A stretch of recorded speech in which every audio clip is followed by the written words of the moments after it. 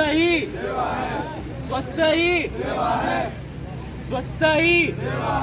जैसे कि मैंने आर्ट्स किया कि जैसे सेवा पर्व जो है 17 सितंबर से इसका इनेकाद किया गया और आज इसकी जो है कल्मिनेशन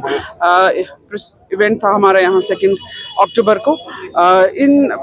दिनों में जो है तकरीबन जो हमारे 35 वार्ड्स हैं श्रीनगर म्यूनसिपल कॉरपोरेशन के जुरिसडिक्शन में, इन सब में जो है बहुत सारी एक्टिविटीज़ का इनेकाद किया गया है, चाहे प्लांटेशन ड्राइव्स हो, क्लीनलीनेस हो, चाहे डीसिल्टिंग की गई, ड्रेन्स की डीफॉगिंग एक्सरसाइजेस की गई, वॉल पेंटिंग्स बनाई गई और बहुत जगह जो है हमने प्लांटेशन ड्राइव्स तो की ही फॉरेस्ट डिपार्टमेंट के इश्तराक से। बहुत जगह हमने स्कूल के कुछ इंटर्न्स को भी ट्रेन किया, बिकॉज देखिए फाइनली जो होता है ये एक सोसाइटल बिहेवियरल चेंज जो है उसकी